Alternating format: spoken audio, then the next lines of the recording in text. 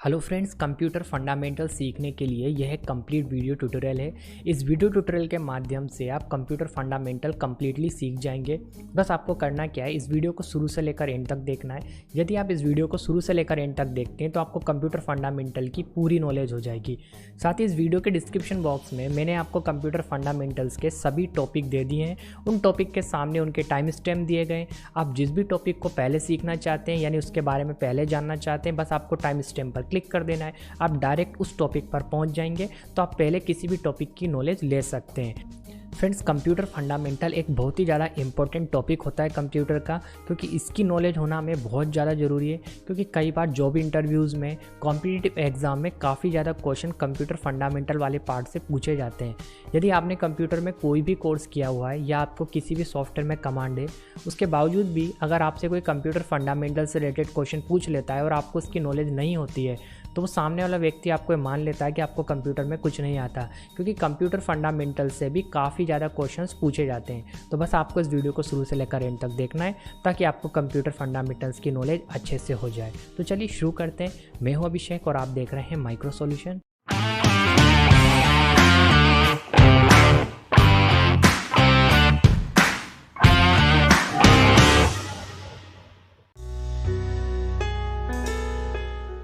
Friends, यदि आप इस वीडियो को देखना स्टार्ट कर चुके हैं तो प्लीज़ इस वीडियो को एक लाइक कर दीजिए, ताकि मुझे आगे भी इसी तरह की वीडियो बनाने के लिए मोटिवेशन मिलता रहे। और यदि आप इस चैनल पर पहली बार आए तो नीचे आ रहे रेड बटन पर क्लिक करके चैनल को भी सब्सक्राइब कर लीजिए। साथ ही बेल आइकन बटन दबाकर ऑल नोटिफिकेशन जरूर सेलेक्ट करिए, क्योंकि जब भी मैं आपके लिए वीडियो अपलोड करूँ तो उसका नोटिफिकेशन सबसे पहले आपको मिल जाए। कंप्यूटर एक इलेक्ट्रॉनिक डिवाइस है जो इनपुट डिवाइस से रॉ डेटा का इनपुट लेता है और उस डेटा पर काम करके रिजल्ट को आउटपुट के रूप में बदलता है। तो कंप्यूटर क्या है? एक इलेक्ट्रॉनिक डिवाइस है। कंप्यूटर एक लैटिन भाषा के शब्द कंप्यूट से मिलकर बना है। इसका मतलब होता है गणना करना। कंप्यूटर को हिंदी में संगणक भी कहा जाता है। अब फ्रेंड्स, हम बात करते हैं कि कंप्यूटर की फुल फॉर्म क्या है, क्योंकि फ्रेंड्स कई बार हमसे इंटरव्यू या एग्जाम में कंप्यूटर की फुल फॉर्म पूछ ली जाती है। तो देखिए, कंप्यूटर में इन 8 कैरेक्टर्स का मतलब क्या होता है। तो कंप्यूटर देखिए इन 8 कैरेक्टर्स से मिलकर बना है। तो यहाँ पर C का मतलब है common, O for operating, M for machine, P for particularly, U for used for, T for technological, E for engineering, कई जगह पर इसे एजुकेशन भी बोलते हैं, और R for research। और इन सबको अगर हम आपस में मिला दें तो क्या बन जाएगा? Common operating machine particularly used for technological engineering research। तो ये क्या है? कंप्यूटर की फुल फॉर्म है। ओके, कंप्यूटर का इन्वेंशन चार्ल्स बेबेज ने किया था, यानी कंप्यूटर का आविष्कार किसने किया था? चार्ल्स बेबेज ने किया था। आपको इसे याद रखना है। और इसे इन्होंने 1837 में बना लिया था। ओके, तो जो ईयर है वो देखिए आपको अलग अलग वेबसाइट पे कई अलग मिल सकता है। तो फ्रेंड्स, जो फर्स्ट मैकेनिकल कंप्यूटर था उसे चार्ल्स बेबेज द्वारा ही बनाया गया था, और इसका नाम था एनालिटिकल इंजन। ओके, इसे भी आपको याद रखना है। तो फ्रेंड्स देखिए, यहाँ से भी एक इंपॉर्टेंट क्वेश्चन पूछा जाता है कई गवर्नमेंट एग्जाम के अंदर, वो है कि फादर ऑफ कंप्यूटर किसे कहा जाता है। तो फादर ऑफ कंप्यूटर किसे कहा जाता है? चार्ल्स बेबेज को। ओके, याद रखना है आपको। अब फ्रेंड्स देखिए, हम बात करते हैं जनरेशन ऑफ कंप्यूटर की। ये बहुत इंपॉर्टेंट है समझना। कई बार कई गवर्नमेंट एग्जाम में इससे क्वेश्चंस आते हैं, इसलिए आप इसे ध्यान से समझिए। जनरेशन ऑफ कंप्यूटर मतलब कंप्यूटर की पीढ़ियां, यानी आज जिन कंप्यूटर्स को हम यूज़ कर रहे हैं वो कंप्यूटर हमें डायरेक्ट नहीं मिले। हमें पहले कई तरह के कंप्यूटर्स को यूज़ करना पड़ा था। तो वो किन जनरेशन्स के कंप्यूटर थे उनके बारे में ही हमें जानना है। तो जो सबसे पहली जनरेशन आई थी वो थी फर्स्ट जनरेशन। अब ये फर्स्ट जनरेशन 1946 से 1959 तक रही। और फ्रेंड्स, इस जनरेशन के अंदर CPU और मेमोरी के रूप में वैक्यूम ट्यूब का यूज़ किया जाता था, और वैक्यूम ट्यूब की साइज़ काफ़ी बड़ी होती थी, और वैक्यूम ट्यूब कई सारे यूज़ करने पड़ते थे। इसलिए इन कंप्यूटर्स की जो साइज़ थी वो काफ़ी बड़ी थी, यानी एक कमरे के बराबर के कंप्यूटर हुआ करते थे। आप इमेज में भी देख सकते हैं। ये जो कंप्यूटर थे ये कंप्यूटर अनरिलायबल थे, मतलब ये विश्वसनीय नहीं थे। इनके द्वारा जो रिजल्ट आता था उन पर विश्वास नहीं किया जा सकता था। ये मशीनी लैंग्वेज सपोर्ट करते थे। इन लैंग्वेजेस को केवल साइंटिस्ट ही समझ सकते थे, और इन कंप्यूटर को ज़्यादातर साइंटिस्ट ही यूज़ करते थे, क्योंकि इनकी जो कॉस्ट थी वो बहुत ज़्यादा थी। हर कोई इन्हें खरीद नहीं सकता था। तो फ्रेंड्स, ये जो कंप्यूटर थे ना, ये बहुत ज़्यादा हीट को जनरेट करते थे, कारण क्योंकि इनकी साइज़ काफ़ी बड़ी थी। तो फ्रेंड्स, इन कंप्यूटर्स को ठंडा रखने के लिए एयर कंडीशन यानी AC की जरूरत होती ही थी। साइज़ काफ़ी बड़ी थी, इसलिए इन कंप्यूटर्स को उठाकर आप एक जगह से दूसरी जगह पर नहीं ले जा सकते थे, इसलिए ये नॉन पोर्टेबल कहलाते थे। और फ्रेंड्स, इस जनरेशन के जो कंप्यूटर थे उनमें इनपुट आउटपुट डिवाइस के रूप में पंच कार्ड, पेपर टेप और मैग्नेटिक टेप का यूज़ किया जाता था, जो कि काफ़ी स्लो थे। तो फ्रेंड्स, इस जनरेशन के कुछ कंप्यूटर है जिनके नाम मैं आपको बता रहा हूँ। उनमें से एक है एनेक, एविक, IBM 701, IBM 650। तो ये क्या है, इस जनरेशन के कुछ कंप्यूटर हैं। अब फ्रेंड्स हम बात करते हैं सेकंड जनरेशन की। तो जो सेकंड जनरेशन है वो 1959 से लेकर 1965 तक चली। ठीक है, इस जनरेशन के बीच में जो भी कंप्यूटर थे वो सभी सेकंड जनरेशन के कंप्यूटर थे। इस जनरेशन के अंदर वैक्यूम ट्यूब की जगह ट्रांजिस्टर का यूज़ होता था। अब वैक्यूम ट्यूब और ट्रांजिस्टर में क्या था, साइज़ का डिफरेंस था। वैक्यूम ट्यूब की साइज़ काफ़ी बड़ी थी जबकि ट्रांजिस्टर की साइज़ थोड़ी छोटी थी, और ट्रांजिस्टर वैक्यूम ट्यूब से थोड़े सस्ते भी होते थे और जो पावर कंजप्शन है वो भी कम करते थे। इस वजह से कंप्यूटर थोड़ा छोटा हो गया और फर्स्ट जनरेशन के मुकाबले सेकेंड जनरेशन का जो कंप्यूटर था वो फास्ट था। एयर कंडीशन अभी भी सेकंड जनरेशन के कंप्यूटर में रिक्वायर्ड था, यानी AC आपको लगाना ही पड़ता था। इस जनरेशन में देखिए, बस एक अच्छी बात ये थी कि इस जनरेशन में हाई लेवल लैंग्वेजेस भी यूज़ होने लगी, जैसे कि फोल्ट्रान, कोबोल और असेंबली लैंग्वेज। इस सेकंड जनरेशन के अंदर इन लैंग्वेज का यूज़ होने लगा। ये कंप्यूटर फर्स्ट जनरेशन के मुकाबले थोड़े रिलायबल थे, मतलब इनसे जो रिजल्ट आता था उन पर थोड़ा विश्वास किया जा सकता था अगर कंपेयर करें हम फर्स्ट जनरेशन से तो। और फ्रेंड्स, ये जो कंप्यूटर थे अभी भी कॉस्टली थे, इन्हें केवल साइंटिस्ट द्वारा ही यूज़ किया जा रहा था। सेकेंड जनरेशन में यूज़ होने वाले कुछ कंप्यूटर है जिनके नाम मैं आपको बता रहा हूँ, वो हैं IBM 1620, IBM 7094, CDC 1604। ये सभी क्या है, सेकंड जनरेशन के कंप्यूटर हैं। ओके, अब फ्रेंड्स हम बात करते हैं थर्ड जनरेशन की। थर्ड जनरेशन 1965 से 1971 तक चली। इस जनरेशन के कंप्यूटर में IC यानी इंटीग्रेटेड सर्किट का यूज़ होने लगा, और इंटीग्रेटेड सर्किट का जो आविष्कार है वो जैक केल्वाई ने किया था। जब से इंटीग्रेटेड सर्किट यानी IC का डेवलपमेंट हुआ, कंप्यूटर साइज़ में काफ़ी छोटे हो गए। अगर हम फर्स्ट और सेकंड जनरेशन से मुकाबला करें तो जो थर्ड जनरेशन के कंप्यूटर थे वो काफ़ी छोटे थे, और काफ़ी छोटे होने की वजह से कम इलेक्ट्रिसिटी कंज्यूम करते थे, और एयर कंडीशन तो अभी भी रिक्वायर्ड था। ओके, लेकिन फ्रेंड्स, इन कंप्यूटर की एक खास बात थी, वो ये थी कि ये कंप्यूटर हाई लेवल लैंग्वेज जैसे फोल्ट्रान सेकंड से फोर्थ तक, कोबोल, पास्कल, बेसिक जैसी हाई लेवल लैंग्वेजेस का यूज़ करते थे। और फ्रेंड्स, ये जो कंप्यूटर थे काफ़ी रिलायबल थे। और फ्रेंड्स, इसी जनरेशन से remote processing, time sharing, multi programming and operating system use होने लगे। अगर फ्रेंड्स थर्ड जनरेशन के कंप्यूटर को फर्स्ट जनरेशन और सेकेंड जनरेशन से कंपेयर किया जाए तो ये फास्ट और बहुत ही ज़्यादा कम इलेक्ट्रिसिटी कंज्यूम करने वाले कंप्यूटर थे, लेकिन ये कंप्यूटर अभी भी कॉस्टली थे। तो फ्रेंड्स, इस जनरेशन के अंदर जो कंप्यूटर यूज़ होते थे, देखिए उनके नाम है IBM 360 series, Honeywell 6000 series, PDP, IBM 370 and 168। ये सभी कंप्यूटर इस जनरेशन में यूज होते थे। अब फ्रेंड्स हम बात करते हैं फोर्थ जनरेशन की। फोर्थ जनरेशन 1971 से 1980s तक रही। जैसे फोर्थ जनरेशन आई तो फ्रेंड्स कंप्यूटर के अंदर क्रांति आ गई। अब कंप्यूटर के अंदर क्रांति क्यों आ गई? क्योंकि फोर्थ जनरेशन से ही कंप्यूटर हर जगह यूज़ होने लगे। जहाँ भी आज आप कंप्यूटर को देखते हो, फोर्थ जनरेशन से ही वहाँ पर कंप्यूटर यूज़ होने लगे थे। अब इस जनरेशन को इतना अच्छा किसने बनाया? इस जनरेशन को अच्छा बनाया VLSI ने। VLSI एक सर्किट बनाया गया जिसका पूरा नाम है वेरी लार्ज स्केल इंटीग्रेटेड, और इसको IC की जगह पर यूज़ हुआ। यानी कंप्यूटर में जो सबसे मेन डिवाइस था वो VLSI ही था। इस VLSI ने कंप्यूटर को काफ़ी छोटा और फास्ट कर दिया। जब ये जनरेशन आई तो इस जनरेशन के अंदर सभी हाई लेवल प्रोग्रामिंग लैंग्वेज का यूज़ होने लगा। साथ ही इन कंप्यूटर्स के अंदर एयर कंडीशन की जरूरत भी नहीं थी। साथ ही कंप्यूटर पोर्टेबल भी थे। इन कंप्यूटर को उठाकर कहीं भी शिफ्ट किया जा सकता था। यह कंप्यूटर काफ़ी सस्ते थे जिसे आसानी से खरीदा जा सकता था। यह कंप्यूटर रिलायबल थे। फ्रेंड्स फोर्थ जनरेशन से ही इंटरनेट का कंसेप्ट भी आया, यानी इंटरनेट इंट्रोड्यूस हुआ। तब से कंप्यूटर में और ज़्यादा क्रांति आ गई जब से इंटरनेट इंट्रोड्यूस हुआ। यानी आप कह सकते हैं कि कंप्यूटर फोर्थ जनरेशन से ही ईजिली अवेलेबल होना स्टार्ट हुए। इस जनरेशन के कुछ कंप्यूटर के नाम है जो मैं आपको बता रहा हूँ। Deck 10, star 1000, PDP 11, carry 1 super computer. तो फ्रेंड्स ये थी हमारी फोर्थ जनरेशन। अब फ्रेंड हम बात करते हैं फिफ्थ जनरेशन की। फिफ्थ जनरेशन 1980 से लेकर अभी तक चली आ रही है। यानी आप जो भी कंप्यूटर यूज़ कर रहे हैं वो सभी फिफ्थ जनरेशन के अंदर आते हैं। 5th जनरेशन के कंप्यूटर के अंदर VLSI की जगह एक नई टेक्नोलॉजी का यूज़ किया गया है और उसका नाम है ULSI, ultra large scale integration. इस टेक्नोलॉजी से मिलकर ही माइक्रो प्रोसेसर बना है, यानी अभी जितने भी कंप्यूटर्स हैं उनके अंदर माइक्रो प्रोसेसर आता है और माइक्रो प्रोसेसर के यूज़ की वजह से कंप्यूटर परफॉर्मेंस और स्पीड में काफ़ी अच्छे हो गए हैं। इसलिए इन कंप्यूटर का यूज़ हैवी वर्क में किया जाता है, जैसे कि रोबोटिक्स में, गेम प्लेइंग के अंदर और सॉफ्टवेयर डेवलपमेंट के अंदर। साथ ही इन कंप्यूटर का यूज़ AI यानी आर्टिफिशियल इंटेलिजेंसी के अंदर किया जा रहा है। तो फ्रेंड्स, ये जो 5th जनरेशन है ये काफ़ी पॉपुलर जनरेशन है और अभी जितने भी कंप्यूटर हैं ये सभी 5th जनरेशन के अंदर ही आते हैं। अब फ्रेंड्स, मैं आपको एक इंपॉर्टेंट बात बता देता हूँ कि कंप्यूटर की जो जनरेशन है वो केवल 5th ही है। अब जो जनरेशन्स आती हैं वो प्रोसेसर की जनरेशन आती है, यानी माइक्रो प्रोसेसर की जनरेशन आती है।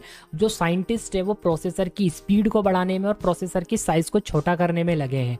यानी अब जितनी भी जनरेशन आगे आने वाली है वो सभी जनरेशन प्रोसेसर की जनरेशन है, ना कि कंप्यूटर की जनरेशन। इस बात का आपको थोड़ा सा ध्यान रखना है। जैसे मैं आपको एक बात बताता हूँ, आपने सुना होगा Core i3 first generation, second generation, third generation, 10 generation, अभी 11 जनरेशन भी आने वाली है। तो फ्रेंड्स, ये क्या है? माइक्रो प्रोसेसर की जनरेशन, ना कि कंप्यूटर की जनरेशन।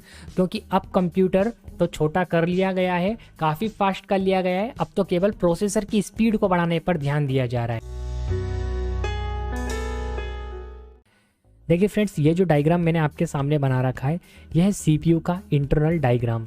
मतलब कि CPU कैसे इंटरनल प्रोसेस करता है उस चीज़ के लिए एक डायग्राम है। लेकिन इससे पहले हम ये जानते हैं कि CPU क्या होता है। CPU कंप्यूटर का एक सबसे इम्पोर्टेंट पार्ट होता है जिसका पूरा नाम है सेंट्रल प्रोसेसिंग यूनिट। इसे कंप्यूटर का माइंड भी कहा जाता है। देखिए, CPU कंप्यूटर के अंदर माइक्रो प्रोसेसर को ही कहा जाता है। अब माइक्रो प्रोसेसर कंप्यूटर के अंदर अलग अलग कैपेसिटी और परफॉर्मेंस के हिसाब से आते हैं, जैसे Core i3, Core i5, Core i7, और इनके अंदर भी जनरेशन और इनके काम करने की स्पीड। तो माइक्रो प्रोसेसर के ऊपर डिटेल वीडियो मैं कभी अलग से बना दूंगा। तो अभी आप ये समझ लीजिए कि माइक्रो प्रोसेसर को ही हम CPU कहते हैं और आज हम माइक्रो प्रोसेसर के या CPU के इंटरनल प्रोसेस के बारे में ही जानने वाले हैं कि कैसे CPU काम करता है। यहाँ पर फ्रेंड्स, सबसे पहले हम इनपुट डिवाइस के बारे में जानेंगे। तो इनपुट डिवाइस कंप्यूटर के वो डिवाइस होते हैं जिनकी सहायता से हम डेटा को कंप्यूटर के अंदर CPU तक भेजते हैं। यानी वह सभी डिवाइस जो डेटा को कंप्यूटर में भेजने का काम करते हैं। सिंपली अगर हम समझे तो वह सभी डिवाइस इनपुट डिवाइस कहलाते हैं। अब ऐसे डिवाइस कौन कौन से हैं? वैसे तो ऐसे डिवाइस बहुत सारे हैं, बट अभी एग्जांपल के लिए आप समझ लीजिए कीबोर्ड और माउस। कीबोर्ड एक इनपुट डिवाइस है, माउस एक इनपुट डिवाइस है। क्यों है वो अभी मैं आपको समझाने वाला हूँ। अब हम बात करते हैं आउटपुट डिवाइस की। जैसा कि नाम से पता लग रहा है, ऐसे डिवाइस जिन पर क्या आता हो, रिजल्ट आता हो या आउटपुट आता हो, वो सभी डिवाइस कहलाते हैं आउटपुट डिवाइस। जिस डेटा पर कंट्रोल यूनिट प्रोसेस करता है और प्रोसेस करने के बाद रिजल्ट जनरेट करता है, तो कंट्रोल यूनिट रिजल्ट को आउटपुट डिवाइस पर ही भेजता है। तो ऐसे डिवाइस जो डेटा को रिजल्ट के रूप में शो करते हैं वो सभी डिवाइस आउटपुट डिवाइस कहलाते हैं। ओके, आपको ऐसे समझना है। तो कौन से ऐसे डिवाइस हैं जो आउटपुट डिवाइस के अंदर आते हैं? सबसे पहले आता है मॉनिटर, फिर आता है प्रिंटर, स्पीकर, प्लॉटर। ये सभी क्या है? आउटपुट डिवाइस हैं। तो मॉनिटर आई थिंक आप जानते होंगे, अभी मैं आपको और डिटेल में समझाऊंगा। तो इनपुट डिवाइस और आउटपुट डिवाइस क्या होते हैं आपको समझ में आ गया। अब हम बात करते हैं कंट्रोल यूनिट की, यानी CPU की। जैसा कि नाम से पता लग रहा है, कंट्रोल करने वाली यूनिट। इस यूनिट का काम होता है सभी डिवाइस पर कंट्रोल रखना, इनपुट से आने वाले डाटा को प्रोसेस करना, आउटपुट तक पहुंचाना, अर्थमेटिक लॉजिक यूनिट तक पहुंचाना। तो ये यूनिट क्या करती है? कंट्रोल करने का काम करती है। अब कैसे करती है, कैसे डेटा आउटपुट तक पहुंचता है, उसे देखिए मैं आपको डिटेल में समझाता हूँ। जैसा कि हमने डेफिनेशन में समझा था कि ऐसे डिवाइस जो कि डेटा को कंप्यूटर में भेजने का काम करते हैं, यानी CPU तक पहुंचाने का काम करते हैं, वो सभी डिवाइस इनपुट डिवाइस कहलाते हैं। तो यहाँ पर देखिए क्या आता है? कीबोर्ड। तो यहाँ पर देखिए क्वेश्चन बनता है कि कीबोर्ड को इनपुट डिवाइस में क्यों रखा। अब जैसे मान लीजिए आपने कीबोर्ड से कुछ भी लिखा, जैसे आपने लिखा कंप्यूटर। ओके, अब कंप्यूटर जैसे आपने कीबोर्ड से टाइप करा तो कीबोर्ड से यानी तार से होता हुआ ये डेटा कहाँ जाएगा? कंट्रोल यूनिट के पास जाएगा। यानी कीबोर्ड इनपुट डिवाइस में जुड़ा हुआ है और इनपुट डिवाइस इनडायरेक्टली CPU से जुड़ा हुआ है, और CPU ये जो हम पूरा स्ट्रक्चर समझ रहे हैं CPU का ही इंटरनल स्ट्रक्चर है। यानी हम प्रोसेस को समझ रहे हैं, एक्चुअल में प्रोसेस कैसे CPU काम करता है। तो कीबोर्ड से हमने जैसे कोई भी कैरेक्टर को प्रेस किया तो जो डेटा है ना वो कहाँ गया है? कंट्रोल यूनिट के पास गया है, यानी अंदर गया है, कंप्यूटर के अंदर CPU के पास। तो एक्चुअल में ये तो पूरा ही CPU है और CPU के अंदर भी किस पार्ट के पास गया है, कंट्रोल यूनिट के पास गया है। इसलिए कीबोर्ड को इनपुट डिवाइस में रखा है, क्योंकि जब भी कीबोर्ड से कोई हम की को प्रेस करते हैं तो डेटा कहाँ जाता है, अंदर। अब यहाँ पर मैं बार बार एक वर्ड का यूज़ कर रहा हूँ, वो है डेटा। अब देखिए डेटा क्या होता है, देखिए data means collection of information, यानी कंप्यूटर में जो भी इंफॉर्मेशन है वो सभी क्या है, डेटा है। कंप्यूटर में आप कोई भी इंफॉर्मेशन पास करते हैं तो वो क्या होता है, डेटा होता है। या कंप्यूटर में जो भी स्टोर्ड फॉर्मेट में रॉ मटेरियल है वो भी क्या है, डेटा है। जैसे MP3, वीडियोस, गेम्स, वॉलपेपर, ये सभी क्या होता है, डेटा ही होता है। तो जब डेटा इनपुट डिवाइस से कंट्रोल यूनिट के पास जाता है तो ऐसे सभी डिवाइस इनपुट डिवाइस में आते हैं जो कि डेटा को कंट्रोल यूनिट तक भेजने का काम करते हैं। तो उनमें से एक हमने अभी समझा कीबोर्ड, और कीबोर्ड को मेरे कहने से इनपुट डिवाइस में नहीं रखा, क्योंकि जब हम की को प्रेस करते हैं तो डेटा कहाँ जाता है, कंट्रोल यूनिट के पास जाता है, इसलिए कीबोर्ड एक इनपुट डिवाइस है। अब देखिए क्या होगा कि कंट्रोल यूनिट के पास जो भी आपने कीबोर्ड से एंटर करा वो कहाँ जाएगा, कंट्रोल यूनिट के पास हो जाएगा। अब कंट्रोल यूनिट क्या चेक करता है कि जो डेटा आया है उस पर क्या कोई इसे प्रोसेस करना है। तो इसने क्या देखा कि अभी आपने कंप्यूटर टाइप करा है, तो कंप्यूटर कैरेक्टर से मिलकर बना है, तो ये सीधे क्या करेगा, इसे यहाँ पर ट्रांसफ़र कर देगा, कहाँ पर, आउटपुट डिवाइस में। अब आउटपुट डिवाइस में क्या आता है, हमारा मॉनिटर। अब मॉनिटर पर क्या जाएगा, जो भी आपने कीबोर्ड से टाइप करा वो आपकी मॉनिटर की स्क्रीन पर आपको लिखा हुआ दिखाई दे जाएगा।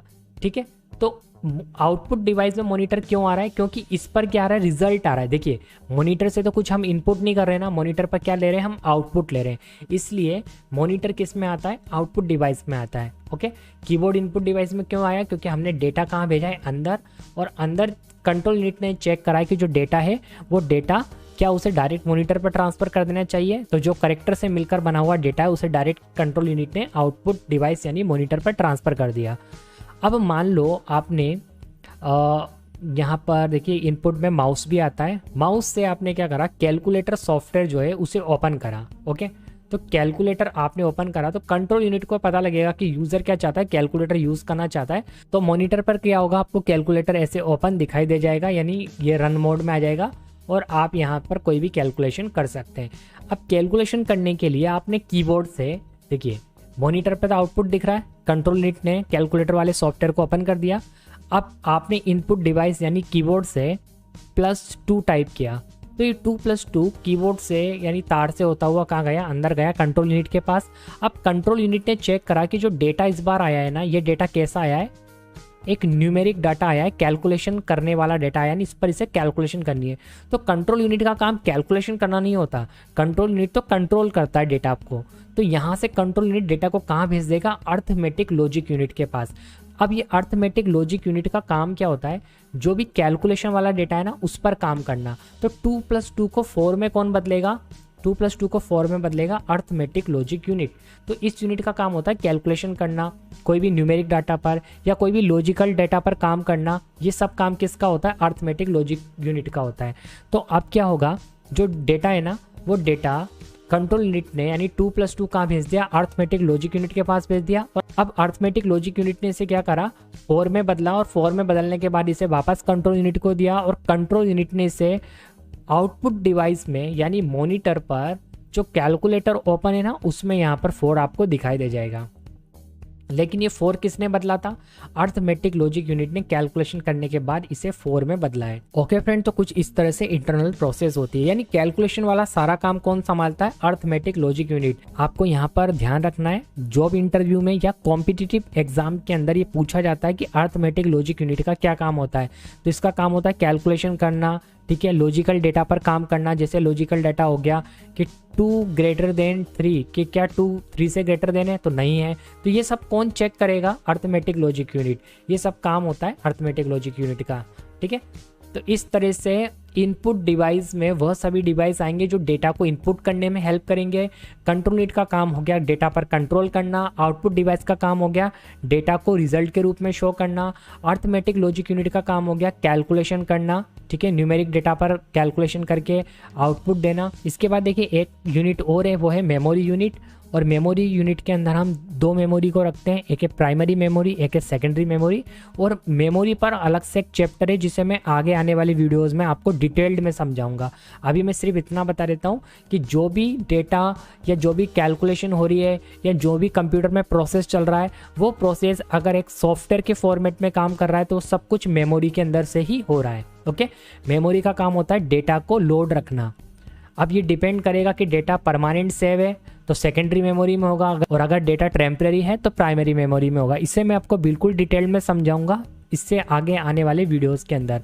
फिलहाल इतना ही। ओके, अब हम सभी इनपुट डिवाइस को लाइन बाय लाइन समझते हैं, फिर मैं आपको आउटपुट डिवाइस बताऊंगा डिटेल्ड में। ओके, तो चलिए अब इनपुट डिवाइस को हम डिटेल में जानते हैं कि कौन कौन से इनपुट डिवाइस होते हैं। तो देखिए फ्रेंड्स, इनपुट डिवाइस के अंदर सबसे पहले हम रखते हैं कीबोर्ड को, जिसे मैं आपको ऑलरेडी समझा चुका हूँ। फिर है mouse, joystick, light pen, track ball, scanner, graphics tablet, microphone, magnetic ink character reader या रिकॉग्नाइजर।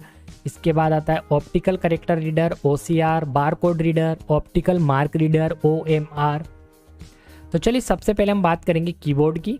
तो कीबोर्ड देखिए कुछ इस तरह का दिखाई देता है, वैसे आप सभी ने देखा होगा।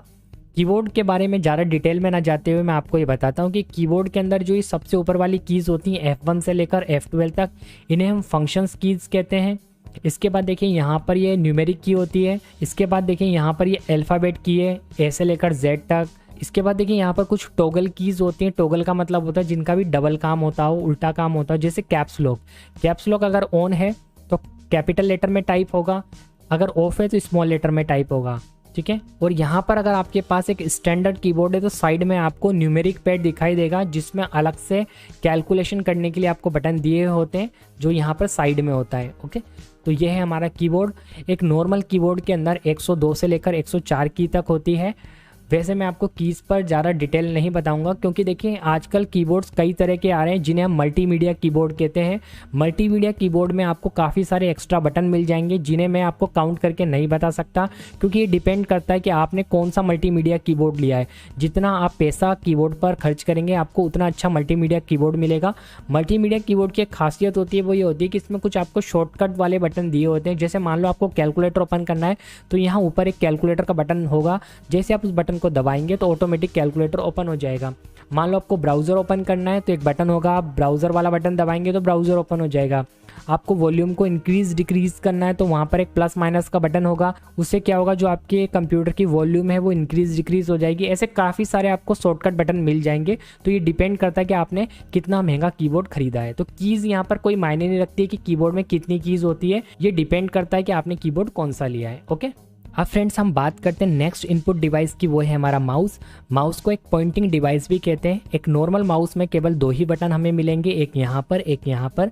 बीच में हमें एक स्क्रॉल करने के लिए एक व्हील मिलता है, जिसे आगे पीछे करने पर हम पेज को स्क्रॉल कर सकते हैं। लेकिन फ्रेंड्स आज के समय में आपको काफ़ी अलग अलग तरह के माउस देखने के लिए मिलेंगे, जैसे गेमिंग माउस। गेमिंग माउस में आपको काफ़ी सारे एक्स्ट्रा बटन यहाँ पर साइड में मिल जाएंगे, जिनसे आप क्या कर सकते हैं, गेम को कंट्रोल कर सकते हैं। लेकिन एक नॉर्मल माउस के अंदर आपको केवल दो ही बटन दिखाई देंगे, एक लेफ्ट होगा एक राइट होगा, और बीच में आपको स्क्रॉल करने के लिए एक व्हील दिखाई देगा। तो फ्रेंड्स माउस भी दो तरह के आते हैं, वायर्ड माउस और वायरलेस माउस। ठीक है, अब फ्रेंड्स हम नेक्स्ट इनपुट डिवाइस की बात करते हैं। यह है हमारा जॉयस्टिक। जॉयस्टिक का यूज़ कंप्यूटर में गेम खेलने के लिए किया जाता है। और इसे इनपुट डिवाइस में क्यों रखते हैं, क्योंकि जब आप कंप्यूटर पर गेम खेल रहे होते हैं तो यहाँ से आप जो भी बटन प्रेस करते हैं आपका गेम उसी हिसाब से कंट्रोल होता है। तो जब आप बटन प्रेस करते हैं तो कमांड, इन्फॉर्मेशन यानी कि सिग्नल्स कहाँ जाते हैं, कंप्यूटर में कंट्रोल यूनिट के पास जाते हैं, यानी CPU में जाते हैं। तो जो भी डिवाइस डेटा को, सिग्नल्स को कंप्यूटर में भेजने का काम करते हैं वो उन्हें किस में रखते हैं, हम इनपुट डिवाइस में रखते हैं। तो जॉयस्टिक भी क्या कर रहा है, डेटा और सिग्नल्स को कहाँ भेज रहा है, कंप्यूटर में भेज रहा है। और इसका यूज़ कब किया जाता है, कंप्यूटर में गेम खेलने के लिए। ठीक है, अब नेक्स्ट इनपुट डिवाइस है फ्रेंड्स, वो है लाइट पेन। लाइट पेन का यूज़ करके आप कंप्यूटर की स्क्रीन पर डायरेक्ट लिख सकते हैं। इसका यूज़ ड्राइंग करने के लिए किया जाता है।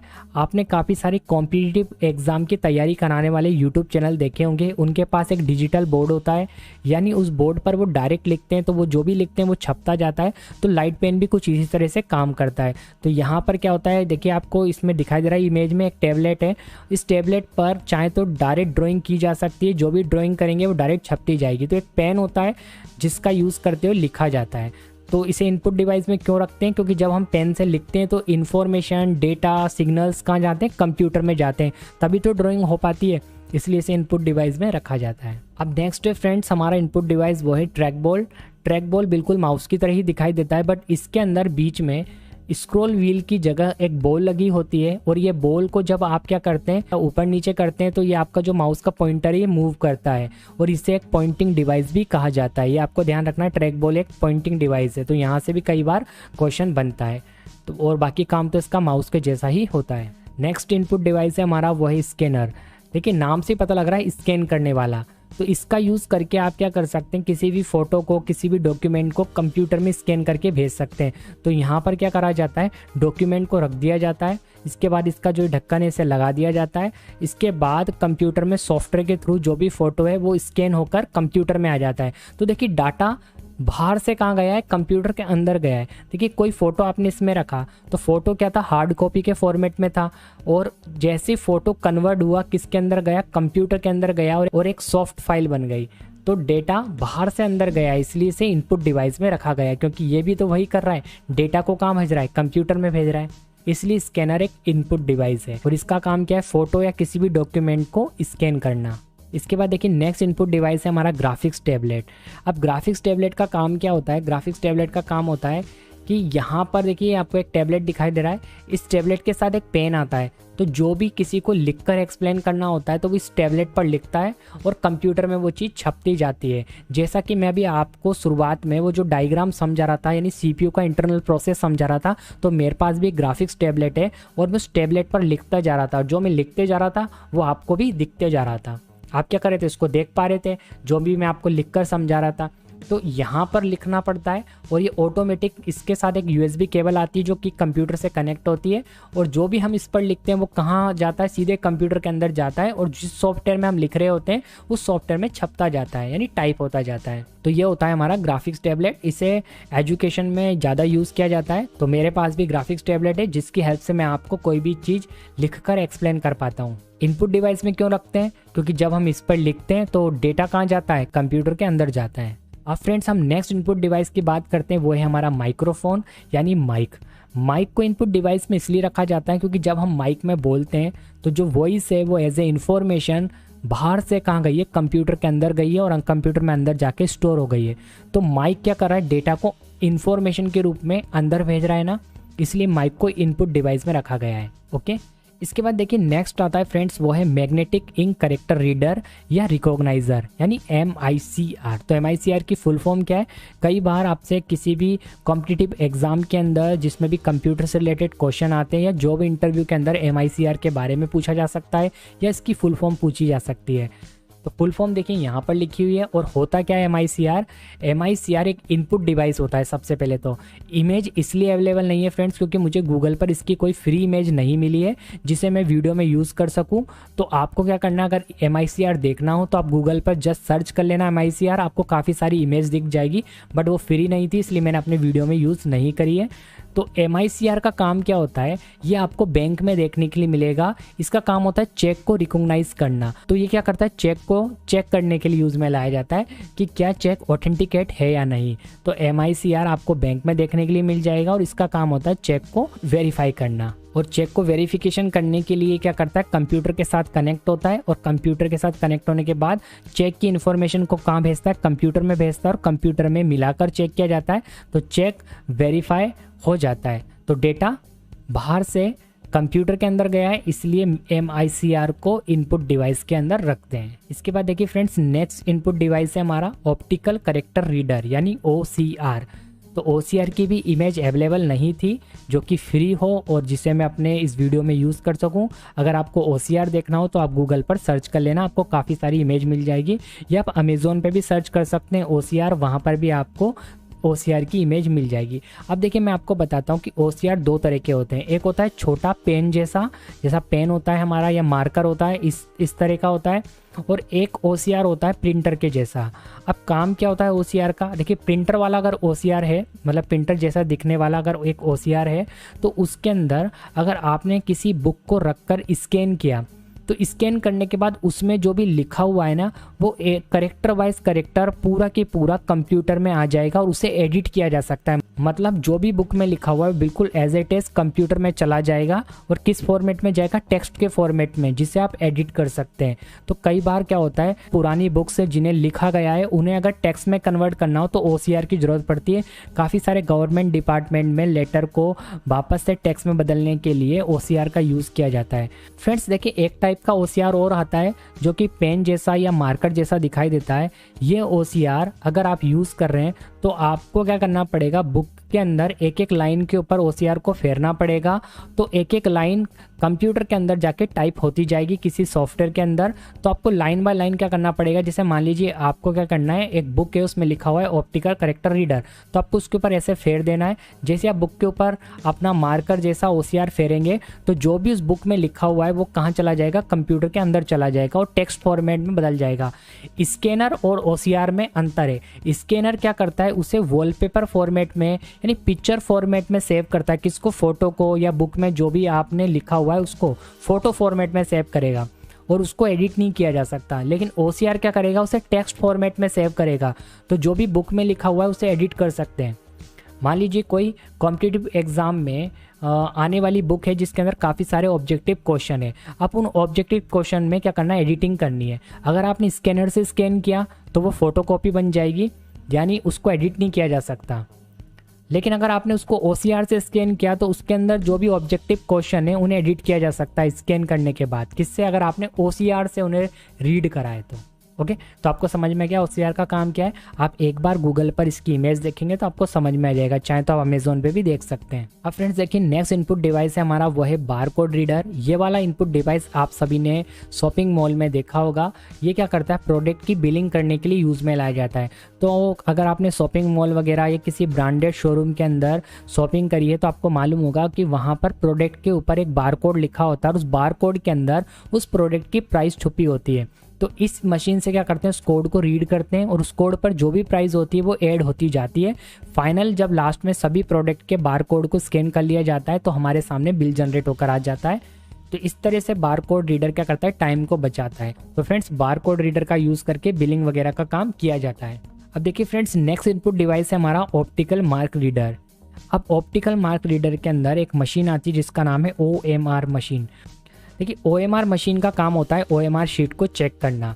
अब OMR शीट क्या होती है, अगर आपने कॉम्पिटिटिव एग्जाम दिया हुआ है तो आपको मालूम होगा कॉम्पिटिटिव एग्जाम के अंदर आपको एक शीट मिलती है जिसे OMR शीट बोलते हैं। और उस शीट के अंदर आपको के नीचे जो आपको 4 सर्कल दिए गए हैं और जो भी सही आंसर है उसको आपको ब्लैक पेन से फिल करना होता है। अब ये OMR शीट OMR मशीन से चेक करी जाती है।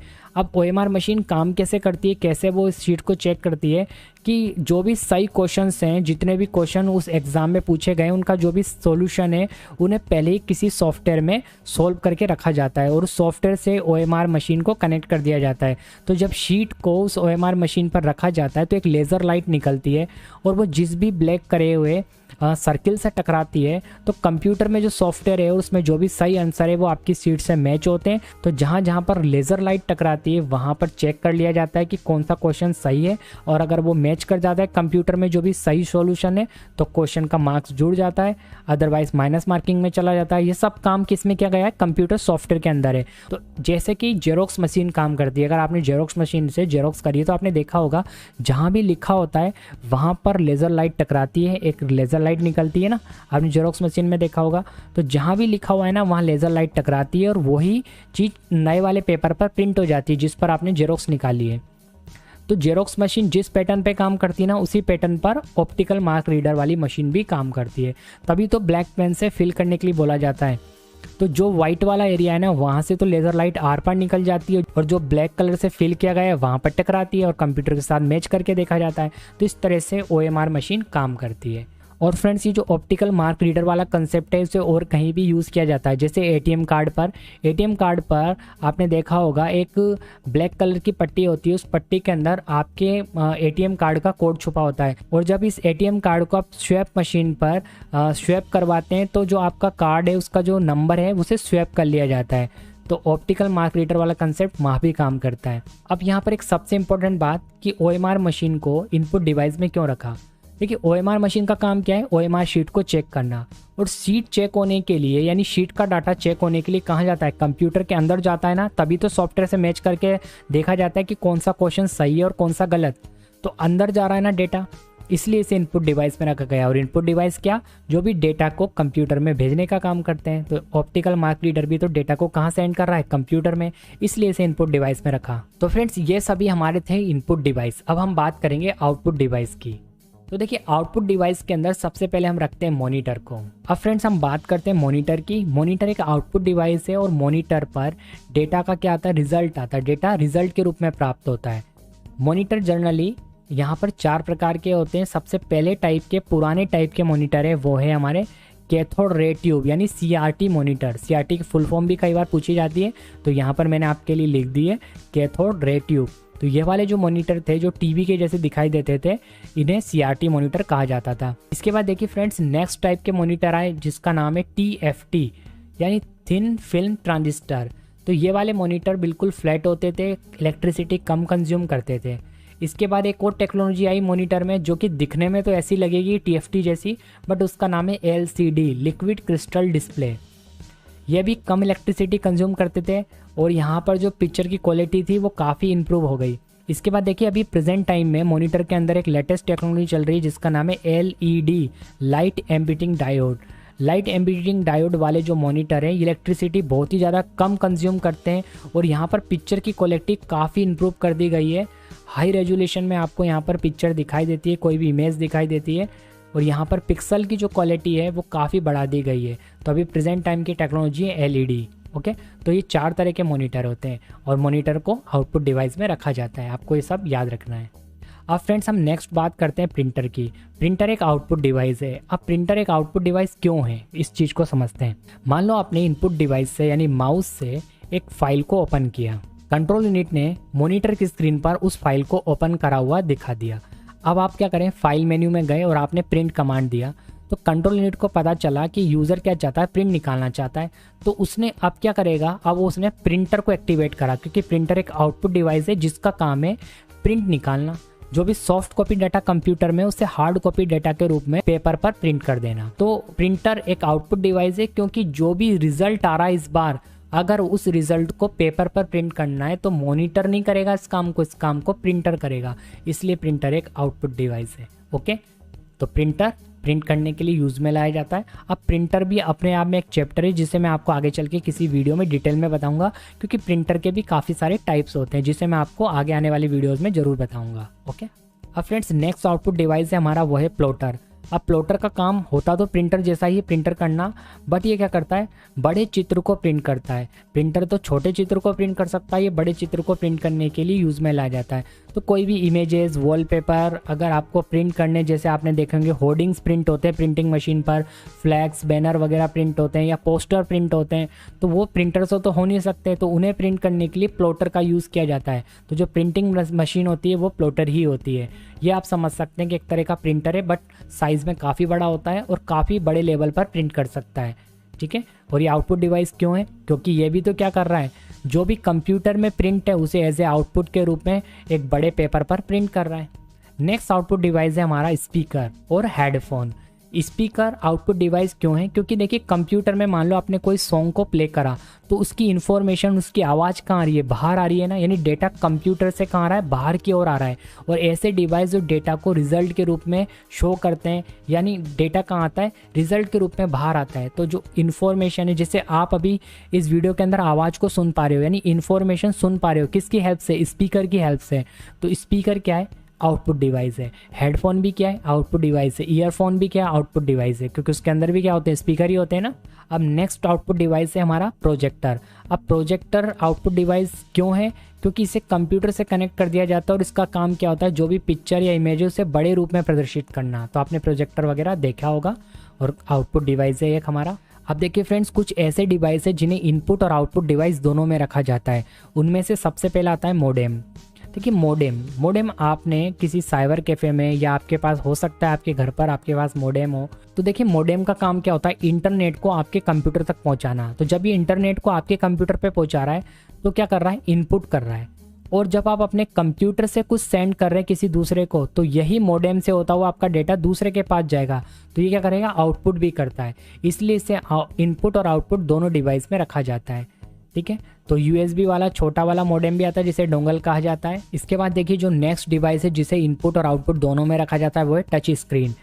अब टच स्क्रीन वाला अगर आपके पास एक लैपटॉप है तो उसमें क्या होगा, आपके मॉनिटर पर लैपटॉप का जो स्क्रीन है उस पर आप टच कर सकते हो। तो जब आप टच करोगे तो इनपुट हो रहा है और उसी पर वापस क्या हो रहा है, रिजल्ट यानी आउटपुट आ रहा है। तो इसलिए उसे इनपुट और आउटपुट दोनों में रखा गया है। मोबाइल को भी इनपुट और आउटपुट दोनों में रखा गया है, स्मार्ट वॉच को भी इनपुट और आउटपुट दोनों में रखा गया है, क्योंकि इनपुट जब हम टच करते हैं तो इनपुट होता है और वापस रिजल्ट भी किस पे आता है, उसी स्क्रीन पर आता है। इसलिए टच स्क्रीन को इनपुट और आउटपुट दोनों में रखा जाता है। ओके फ्रेंड, तो ये थे हमारे इनपुट डिवाइस, आउटपुट डिवाइस, और ये जो आज हमने डायग्राम समझा है ये सीपीयू के इंटरनल प्रोसेस का डायग्राम है। तो फ्रेंड्स देखिए, कंप्यूटर मेमोरी के बारे में जानने से पहले हमें पता होना चाहिए कि मेमोरी का मतलब क्या होता है। मेमोरी का मतलब होता है याद रखना। ओके, तो कंप्यूटर के अंदर ये देखिए मेमोरी का काम क्या होता है, याद रखने के लिए, यानी आप क्या याद रखने के लिए उसे हमें समझना है। तो यदि हम कंप्यूटर मेमोरी की बात करें तो कंप्यूटर के अंदर वह इलेक्ट्रॉनिक एरिया जहाँ पर डेटा को स्टोर करके रखा जाता है, चाहे वो वर्किंग के लिए हो चाहे फ्यूचर यूज़ के लिए हो। तो कंप्यूटर के अंदर वह इलेक्ट्रॉनिक एरिया जहाँ पर डेटा को स्टोर करके रखा जाता है क्या कहलाता है, मेमोरी कहलाता है। ओके, तो कंप्यूटर मेमोरी को हम यहाँ पर दो पार्ट में बांटते हैं। एक होती है हमारी प्राइमरी मेमोरी और एक होती है हमारी सेकेंडरी मेमोरी। ओके फ्रेंड्स, तो हम मेमोरी को कितने पार्ट्स में बांटते हैं, दो पार्ट्स में बांटते हैं। पहला है प्राइमरी मेमोरी और दूसरा है सेकेंडरी मेमोरी। अब प्राइमरी मेमोरी को कंप्यूटर की मेन मेमोरी भी कहा जाता है और इसके अंदर हम दो मेमोरी को रखते हैं, एक है हमारी रैम और एक है हमारी रोम। तो ये दोनों मेमोरी क्या है, प्राइमरी मेमोरी है। और अगर हम सेकेंडरी मेमोरी की बात करें तो सेकेंडरी मेमोरी में देखिए क्या क्या आता है, HDD यानी हार्ड डिस्क ड्राइव, उसके बाद आता है हमारा CD, DVD, और देख लीजिए SSD सॉलिड स्टेट ड्राइव, और आता है हमारा USB मेमोरी स्टिक। तो ये सब क्या है, हमारी सेकेंडरी मेमोरीज है। सबसे पहले हम बात करेंगे प्राइमरी मेमोरी की। अब प्राइमरी मेमोरी जैसा कि मैंने आपको बताया कंप्यूटर की मेन मेमोरी होती है और इसके अंदर हम रैम और रोम को रखते हैं। अब रैम का देखिए पूरा नाम है रैंडम एक्सेस मेमोरी और रोम का जो पूरा नाम है वो है रीड ओनली मेमोरी। ओके, अब इन दोनों में मैं आपको कंपेयर भी करके बताऊंगा कि इन दोनों में क्या डिफरेंस है और दोनों का काम क्या है। ये तो हमें पता लग गया कि रैम और रोम क्या है, एक प्राइमरी मेमोरी है। अब अगर हम काम की बात करें कि दोनों मेमोरी का काम क्या है तो उसे हम डिफरेंस वाइज समझते हैं। अब अगर हम रैम की बात करें तो रैम का काम क्या होता है कि जो भी कंप्यूटर में आप सॉफ्टवेयर चला रहे हो, कंप्यूटर में जो भी रनिंग प्रोसेस चल रही है वो सब कहाँ से चल रही है, रैम से चल रही है। यानी अगर मैं अभी वीडियो रिकॉर्ड कर रहा हूँ तो वीडियो भी अगर रिकॉर्डिंग चल रही है मेरे लैपटॉप पर तो वो कहाँ से चल रही है, अभी रैम से चल रही है। तो सबसे पहले होता क्या है वो चीज़ समझिए। जब कंप्यूटर पूरी तरह से स्टार्ट हो जाता है और आपके कंप्यूटर में जो भी ऑपरेटिंग सिस्टम, जो भी विंडोज इंस्टॉल्ड है वो विंडोज़ जाकर लोड हो जाती है कहाँ पर, रैम पर। यानी आपका ऑपरेटिंग सिस्टम लोड हो गया तो आप जो भी सॉफ्टवेयर कंप्यूटर में चलाओगे वो सभी कहाँ से चल रहे होंगे, आपकी रैम मेमोरी से चल रहे होंगे। अब मान लीजिए कि आपने क्या करा, अपना कंप्यूटर स्टार्ट होने के बाद एक MP3 सॉन्ग को प्ले करा, तो वो MP3 सॉन्ग जिस भी प्लेयर में चल रहा होगा वो प्लेयर कहाँ लोड होगा, रैम के अंदर। ओके, तो वो प्लेयर कहाँ लोड है, रैम में। MP3 सॉन्ग कहाँ चल रहा है, उस प्लेयर के अंदर। और अचानक क्या हुआ कि लाइट चली गई और आप डेस्कटॉप पर MP3 सॉन्ग को सुन रहे थे और वो डेस्कटॉप किसी भी UPS, किसी भी बैटरी से कनेक्ट नहीं था, यानी पूरी तरह से आपका कंप्यूटर बंद हो चुका है। मैं यहाँ पर लैपटॉप की बात नहीं कर रहा, लैपटॉप में बैटरीज होती है। ओके, तो लाइट जाने के बाद ऑटोमेटिक लैपटॉप बैटरी पे आता है और मान लीजिए बैटरी भी डेड है और अगर आप चार्जर से डायरेक्ट अपने लैपटॉप को चला रहे तो लाइट जाने की कंडीशन में, यानी पावर कट होने की कंडीशन में, आपका लैपटॉप या डेस्कटॉप ऑटोमेटिक बंद हो जाएगा। तो होगा ये कि जो प्लेयर में आपका सॉन्ग चल रहा था ना वो प्लेयर भी रुक जाएगा। अब थोड़ी देर बाद जब लाइट वापस आएगी तो उस कंडीशन में आप क्या करोगे, अपने लैपटॉप को या डेस्कटॉप को दोबारा से स्टार्ट करते हो तो होगा ये कि आपको सॉन्ग दोबारा से प्ले करना पड़ेगा। आपने जहाँ तक उसको सुन लिया था ना वो वहाँ से स्टार्ट नहीं होगा। अब ऐसा क्यों होता है, नॉट ओनली सॉन्ग की अगर मैं बात करूँ, अगर आप कोई गेम प्ले कर रहे हैं तो अगर अचानक पावर कट हो जाता है, मैं यहाँ पर लैपटॉप्स की बात नहीं करूँगा, ठीक है, क्योंकि उसमें बैटरी होती है और अगर बैटरी नहीं है तो देखिए कंडीशन सेम डेस्कटॉप वाली बन जाती है। अगर डेस्कटॉप को आपने किसी यूपीएस बैटरी से कनेक्ट नहीं कर रखा तो अगर आप गेम प्ले कर रहे हो और अचानक पावर कट हो गया ना, तो आपको गेम दोबारा से स्टार्ट करना पड़ेगा। गेम आपने जहाँ तक छोड़ा था आपको वहाँ से नहीं मिलेगा, ठीक है। तो आपको ये गेम प्ले दोबारा क्यों करना पड़ता है, तो यही एग्जाम्पल हमें समझना है। ये काम इसलिए हो रहा है क्योंकि जो भी आप सॉफ्टवेयर चला रहे हैं, जो भी गेम चला रहे हैं, वो सब कहाँ से चल रहा है, रैम से चल रहा है। मैंने आपको शुरुआत में बोला कि कंप्यूटर के अंदर रैम का काम क्या है कि जैसे ही आप सॉफ्टवेयर को स्टार्ट करते हैं या आपका जो ऑपरेटिंग सिस्टम है वो सबसे पहले जाकर लोड हो जाता है रैम के अंदर। उसके बाद आप जो भी सॉफ्टवेयर चलाते हैं ना, वो सब कहाँ से चल रहा है, रैम से। अब गेम अगर आप खेल रहे हैं तो वो भी कहाँ पर लोड है, रैम में लोड है। अगर आप टाइपिंग कर रहे हैं तो वो भी रैम में लोड है। आप MP3 सॉन्ग सुन रहे हैं या आप कोई मूवी देख रहे हैं, वीडियो देख रहे हैं, अचानक पावर कट होता है तो रैम अपना काम करना बंद कर देती है, और रैम अपना काम करना बंद करती है तो जो भी डेटा उसके अंदर है वो डिलीट हो जाता है, ऑटोमेटिक इरेज हो जाता है। इस वजह से रैम एक टेम्परेरी मेमोरी है। आपको इस बात को यहाँ पर नोट करना है कि रैम एक टेम्परेरी मेमोरी है। और रैम टेम्परेरी मेमोरी क्यों है, मैंने आपको समझा दिया, क्योंकि इसमें डेटा तब तक ही स्टोर रहता है जब तक इसे कंटिन्यूसली इलेक्ट्रिसिटी मिल रही है। जैसे इलेक्ट्रिसिटी मिलना बंद होती है ये रैम भी काम करना बंद कर देती है और जो भी इसके अंदर लोड है वो सब इरेज हो जाता है। इसलिए रैम कैसी मेमोरी है, टेम्परेरी मेमोरी है। अब यहाँ पर रैम के लिए एक वर्ड और यूज़ होता है, रैम एक वोलेटाइल मेमोरी है। वोलेटाइल मेमोरी भी इसीलिए है क्योंकि ये डेटा को परमानेंट स्टोर करके नहीं रख सकती। जब तक इसके अंदर इलेक्ट्रिसिटी है तब तक रैम के अंदर डेटा अवेलेबल रहेगा। जैसे इलेक्ट्रिसिटी कट हो जाएगी रैम भी अपना काम करना बंद कर देगी। इसलिए रैम को वोलेटाइल मेमोरी भी कहा जाता है। तो कई बार आपसे एग्जाम्स में, इंटरव्यू में पूछा जाता है कि रैम कैसी मेमोरी है, और ऑप्शंस में आपको दे दिया जाएगा वोलेटाइल, नॉन वोलेटाइल या कोई अदर ऑप्शंस भी। तो आपको याद रखना है कि रैम एक वोलेटाइल मेमोरी है और इसे टेम्परेरी मेमोरी भी कहते हैं। क्यों कहते हैं वो मैंने आपको ऑलरेडी समझा दिया। टेम्परेरी क्यों है वो भी आप समझ चुके हैं। अगर रैम एंड रोम में डिफरेंस देखें तो रोम क्या है, एक परमानेंट मेमोरी है। अब ये रोम परमानेंट मेमोरी क्यों है, तो उससे पहले हमें रोम का काम समझना पड़ेगा। रैम का काम तो हमें समझ में आ गया कि जो भी हम कंप्यूटर में चलाते हैं वो रैम में जाके लोड हो जाता है। वो भी कब तक, जब तक कंप्यूटर चालू है, कंप्यूटर वर्किंग मोड में है तब तक रैम काम कर रही है। जैसे कंप्यूटर को स्विच ऑफ करते हैं रैम भी अपना काम करना बंद कर देती है, ठीक है। पर रोम का काम क्या होता है, रोम एक परमानेंट मेमोरी है। रोम का काम है जैसे आप कंप्यूटर को स्टार्ट करते हैं तो एक बूटिंग की प्रोसेस चलती है। आपने देखी होगी थोड़ी देर आपका कंप्यूटर स्टार्ट होने में लेता है। भले ही आपने SSD लगा रही है आपका कंप्यूटर बहुत फास्ट स्टार्ट हो जाता है, लेकिन कुछ जो सेकंड्स आपका कंप्यूटर स्टार्ट होने में लेता है उस दौरान एक प्रोसेस होती है। इस प्रोसेस का नाम है बूटिंग की प्रोसेस, बूटिंग प्रोसेस, ओके। यानी कंप्यूटर बूट होता है। तो कंप्यूटर बूट होता है वो क्यों होता है, क्योंकि रोम के अंदर एक प्रोग्राम होता है जिसे मदरबोर्ड मैन्युफैक्चर के समय रोम के अंदर इंस्टॉल कर दिया गया है। और उस प्रोग्राम का काम क्या होता है, कंप्यूटर को स्टार्ट करना। तो आप नोटिस करना कि क्या आपको उस प्रोग्राम को रोज रोम में स्टोर करना पड़ता है खुद को, आपको तो नहीं करना पड़ता ना। आप तो सिर्फ कंप्यूटर को स्टार्ट करते हैं और कंप्यूटर अपने आप स्टार्ट हो जाता है। तो रोम के अंदर क्या हुआ है, एक प्रोग्राम पहले से इंस्टॉल कर दिया गया है।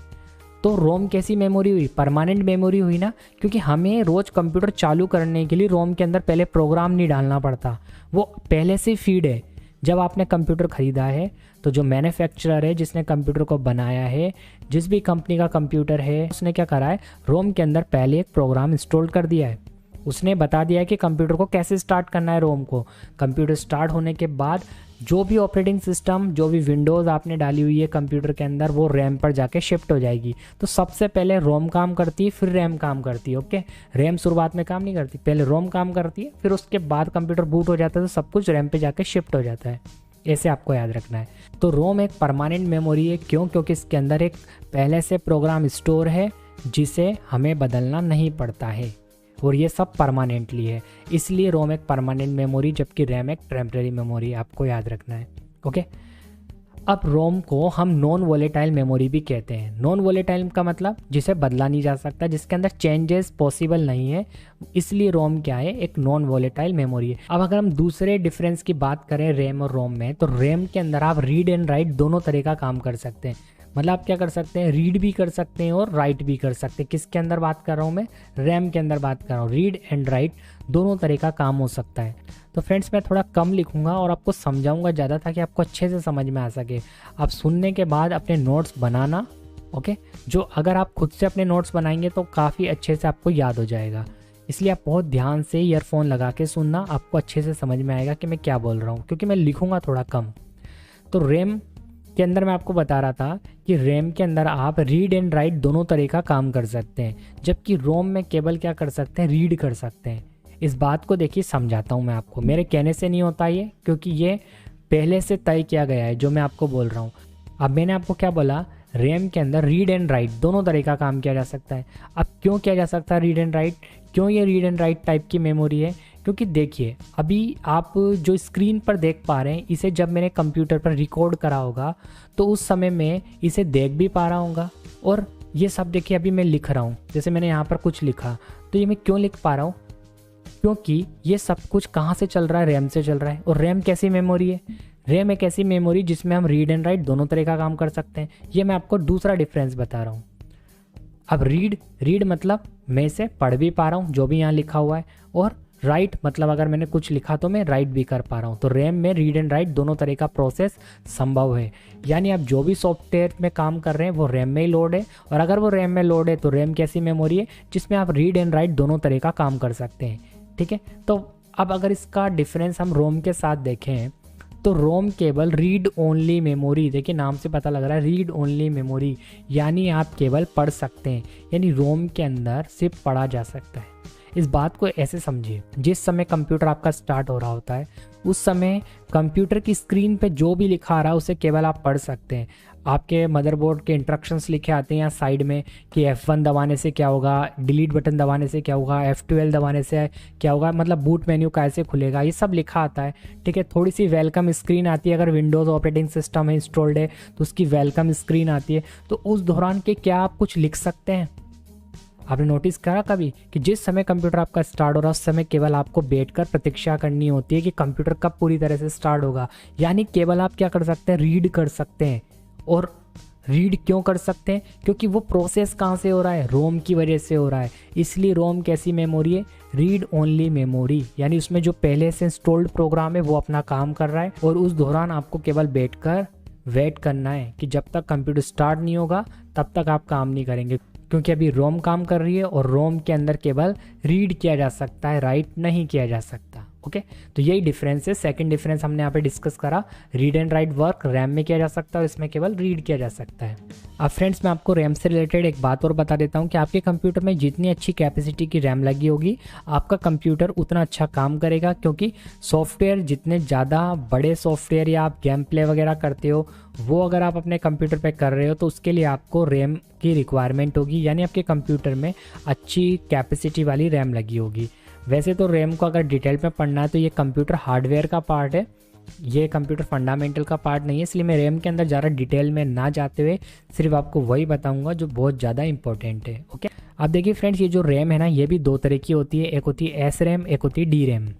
एक एस रैम है, एक डी रैम है। वैसे तो फ्रेंड्स ये देखिए एस रैम डी रैम के बारे में अगर आप डिटेल में जानना चाहते हैं तो ये कंप्यूटर हार्डवेयर कोर्स का पार्ट है, लेकिन हम जो सीख रहे हैं वो कंप्यूटर फंडामेंटल्स के बारे में, इसलिए मैं इसके अंदर ज़्यादा डिटेल में न जाते हुए आपको ये बताता हूँ कि देखिए एस रैम का मतलब होता है स्टैटिक रैम और डी रैम का मतलब होता है डायनेमिक रैम। अब एस रैम का यूज़ कैश मेमोरी के रूप में किया जाता है, ये कॉस्टली मेमोरी होती है, ठीक है, और इसे अपग्रेड नहीं कर सकते हम। लेकिन डायनेमिक रैम जो होती है ये एस रैम के मुकाबले सस्ती मेमोरी होती है। ओके, इसको हम अपग्रेड कर सकते हैं और इसका यूज़ हम कंप्यूटर के अंदर जो रैम होती है ना नॉर्मल रैम उसके रूप में करते हैं। अभी मैं आगे चल के आपको कैश मेमोरी के बारे में भी बताऊंगा तो आपको और अच्छे से समझ में आ जाएगा कि एस रैम का यूज़ कैश मेमोरी में कैसे किया जाता है। ठीक है, ऐसे फ्रेंड्स अगर हम रोम की बात करें तो रोम के भी कुछ टाइप होते हैं, P ROM, E P ROM और ई पी रोम। ओके, तो ये क्या है रोम के टाइप। अब देखिए फ्रेंड्स मैं आपको एक बात बताता हूँ कि रोम का यूज़ केवल कंप्यूटर में नहीं बहुत सारे इलेक्ट्रॉनिक डिवाइस में किया जाता है, क्योंकि एक तरह की चिप होती है और इसके अंदर प्रोग्रामिंग की जा सकती है और किसी भी डिवाइस से काम करवाया जा सकता है। जैसा कि देखिए वॉशिंग मशीन में भी क्या होता है, रोम चिप लगी होती है और वहाँ पर क्या होता है वॉशिंग मशीन में ऐसी प्रोग्रामिंग की गई होती है रोम चिप के अंदर, यानी ऐसा कोड डाला हुआ है कि उसको ऑटोमेटिक पता लग जाता है कि कपड़े जो हैं वो वॉश हो चुके हैं और अब इसे स्टॉप कर देना है। ऐसे देखिए रोम का यूज़ माइक्रोवेव में भी किया जाता है। माइक्रोवेव में भी रोम चिप का यूज़ करके उसके अंदर ऐसी प्रोग्रामिंग की गई है कि माइक्रोवेव को पता लग जाता है कि जो भी आप प्रिपेयर कर रहे हैं वो कंप्लीट हो चुका है और माइक्रोवेव को आप बंद कर देना है। तो ये सब काम के लिए भी हम रोम का यूज़ करते हैं। तो इनमें से देखिए रोम काफ़ी टाइप की होती है और यहाँ पर रोम को अलग अलग ज़रूरत के हिसाब से, अलग अलग डिवाइस के हिसाब से यूज़ किया जाता है। ठीक है, तो इनके बारे में अगर जानना है आपको तो कंप्यूटर हार्डवेयर का वैसे तो ये पार्ट है और इसके बारे में आपको डीपली कंप्यूटर हार्डवेयर के अंदर जानने के लिए मिलेगा। और हम पढ़ रहे हैं कंप्यूटर फंडामेंटल्स। अब देखिए फ्रेंड्स, हमारे पास मेमोरी के अंदर जो सेकंड टाइप की मेमोरी है वो है सेकेंडरी मेमोरी। और सेकेंडरी मेमोरी का यूज़ डेटा को परमानेंट स्टोर करने के लिए किया जाता है। यानी ऐसी मेमोरी जिसके अंदर डेटा को परमानेंट स्टोर करके रखा जाता हो कभी भी फ्यूचर यूज़ के लिए, वो मेमोरी कहलाती है हमारी सेकेंडरी मेमोरी। देखिए यहाँ पर प्राइमरी मेमोरी में डेटा परमानेंट स्टोर नहीं हो रहा, मतलब आप बैकअप पर्पस से या एक्स्ट्रा डेटा को आप खुद से स्टोर नहीं कर सकते। रोम परमानेंट मेमोरी जरूर है बट आप तो स्टोर नहीं कर सकते ना, रोम के अंदर इंस्ट्रक्शंस रोज चेंज तो नहीं कर सकते ना। और ऐसे रैम के अंदर भी हम कुछ अपनी इच्छा से स्टोर करके परमानेंट नहीं रख सकते। तो ये तो है प्राइमरी। अब लेकिन सेकेंडरी मेमोरी के बिना आप कंप्यूटर में कोई भी डेटा को परमानेंट स्टोर करके नहीं रख सकते। तो सेकेंडरी मेमोरी का यूज़ क्या हो गया कि इस मेमोरी का यूज़ करते हुए आप अपने कंप्यूटर में डेटा को परमानेंटली स्टोर करके रख सकते हैं। उनमें से सबसे पॉपुलर, सबसे पहले हम बात करेंगे HDD, हार्ड डिस्क ड्राइव। यानी कंप्यूटर में जो आपकी हार्ड डिस्क ड्राइव लगी होती है वो क्या होती है, सेकेंडरी मेमोरी होती है। अगर आपके पास एक कंप्यूटर है और आप नहीं जानते हार्ड डिस्क कैसी होती है तो देखिए मैं आपको इमेज में भी बताते जा रहा हूँ किस तरह की हार्ड डिस्क दिखाई देती है। इस हार्ड डिस्क के अंदर एक प्लेटर होता है और एक हेड होता है, रीड एंड राइट हेड होता है, जिसकी हेल्प से हार्ड डिस्क के अंदर डेटा को रीड एंड राइट किया जाता है। डिटेल जानकारी के लिए आपको कंप्यूटर हार्डवेयर का कोर्स करना पड़ता है। अभी मैं आपको केवल इतना बता देता हूँ कि हार्ड डिस्क सेकेंडरी मेमोरी क्यों है, क्योंकि इसके अंदर आप क्या कर सकते हैं, डेटा को परमानेंट स्टोर करके रख सकते हैं। मतलब आप मूवीज़ रखिए, पिक्चर स्टोर करके रखिए। अब देखिए फ्रेंड्स, मैं आपको एक एग्जांपल देता हूँ कि अगर मैं अभी वीडियो को रिकॉर्ड कर रहा हूँ जिस समय और अचानक लाइट चली जाती है यानी पावर कट हो जाता है, तो जिस भी सॉफ्टवेयर से मैं रिकॉर्डिंग कर रहा हूँ वो सॉफ्टवेयर भी कहाँ पर लोड है, रैम में लोड है। और अचानक पावर कट हो जाता है तो मुझे दोबारा से रिकॉर्डिंग करनी पड़ेगी क्योंकि सॉफ्टवेयर काम करना बंद कर देगा, क्योंकि रैम ने काम करना बंद कर दिया है। लाइट दोबारा से आने पर मैं कंप्यूटर को स्टार्ट करूँगा, फिर से मुझे रिकॉर्डिंग करनी पड़ेगी। लेकिन रिकॉर्डिंग कंप्लीट होने के बाद तुरंत मैंने क्या करा, उस रिकॉर्डिंग को सेव कर दिया। तो जैसे हम रिकॉर्डिंग को सेव करते हैं तो अभी जो काम चल रहा है मान लो रैम पे चल रहा है, तो रिकॉर्डिंग सेव हो जाएगी कहाँ पर, हार्ड डिस्क के अंदर। ये क्या है, हार्ड डिस्क, HDD। तो यहाँ से रिकॉर्डिंग कहाँ चली गई, हमारी हार्ड डिस्क में। जैसे मैंने फाइल को सेव कर दिया रिकॉर्डिंग की। अब हार्ड डिस्क में जाने के बाद हार्ड डिस्क कैसी मेमोरी है, सेकेंडरी मेमोरी है, और डेटा परमानेंट स्टोर हो जाएगा, यानी रिकॉर्डिंग परमानेंट स्टोर हो जाएगी। अब भले ही पावर कट हो जाए, जैसी पावर दोबारा आता है तो मैं फाइल को कहाँ से एक्सेस कर लूँगा, हार्ड डिस्क में से। जैसा कि आप अपने कंप्यूटर के अंदर क्या करते हैं, अपने अदर सॉफ्टवेयर्स को, सॉन्ग्स को, मूवीज़ को स्टोर करके रखते हैं, वैसे मैं अपनी रिकॉर्डिंग को एक्सेस कर लूँगा। तो हार्ड डिस्क सेकेंडरी मेमोरी क्यों है, आपको समझ में आ गया। ऐसे देखिए अदर सेकेंडरी मेमोरी भी हैं जिनके अंदर डेटा परमानेंट स्टोर रहता है, जैसे CD के अंदर, DVD के अंदर। इनके अंदर क्या होता है, डेटा परमानेंट स्टोर रहता है। जब हमें ज़रूरत होती है हम CD लगाकर प्ले कर लेते हैं, ठीक है। ऐसे हम DVD लगाकर भी डेटा कॉपी कर लेते हैं। DVD में अगर हमने डेटा कॉपी करके रख रखा है तो वो हम DVD से कॉपी वापस कर सकते हैं कंप्यूटर में। डेटा परमानेंट स्टोर है। ऐसे एक हार्ड डिस्क और आती है, लेकिन ये हार्ड डिस्क का एक टाइप है, सॉलिड स्टेट ड्राइव, HDD। यानी हार्ड डिस्क ड्राइव के अंदर देखिए प्लेटर होता है, एक रीड एंड राइट हेड होता है, और इस हार्ड डिस्क के गिरने पर डेटा क्रैश जल्दी हो जाता है। HDD से फास्ट होती है SSD।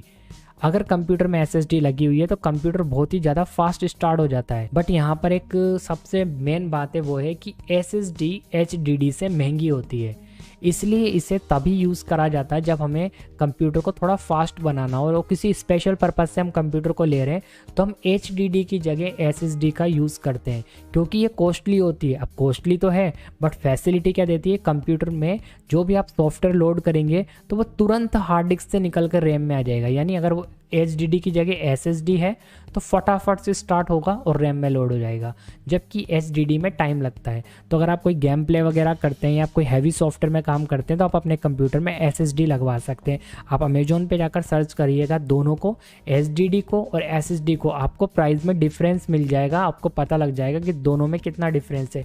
काम दोनों का एक ही है, डेटा को परमानेंट स्टोर रखना। बट जब ट्रांसफ़र की बात आती है रैम में वापस से, तो सबसे पहले SSD काम करती है, जब सबसे फास्ट काम करती है SSD। उसके बाद देखिए मेमोरी स्टिक की बात करें हम, USB मेमोरी स्टिक यानी पेन ड्राइव की बात हो रही है। अब पेन ड्राइव भी क्या है, एक सेकेंडरी मेमोरी और इसके अंदर भी आप डेटा को परमानेंट स्टोर कर सकते हैं, ठीक है। और पेन ड्राइव आप सब जानते ही होंगे, ऐसे एक मेमोरी कार्ड होता है जो DSLR में, फ़ोन में यूज़ किया जाता है, तो वो भी क्या है, सेकेंडरी मेमोरी है।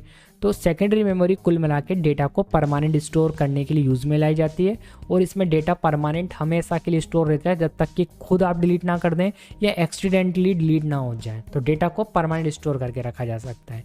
तो ये थी हमारी मेमोरी। अब देखिए फ्रेंड्स, एक टाइप की मेमोरी और होती है जिसे कैश मेमोरी कहा जाता है। तो चलिए कैश मेमोरी को भी समझिए ताकि आपको बिल्कुल अच्छे से मेमोरी वाला चैप्टर क्लियर हो जाए। Cache memory high speed semiconductor memory होती है और ये CPU की स्पीड को बढ़ाने में हेल्प करती है। अब देखिए इस मेमोरी का काम क्या होता है, आपको काम को ध्यान से समझना है। अब देखिए फ्रेंड्स, कोई प्रोसेस है या कोई डेटा है जिसकी ज़रूरत बार बार CPU को पड़ रही है, तो CPU कहाँ से डेटा को एक्सेस करेगा, रैम से।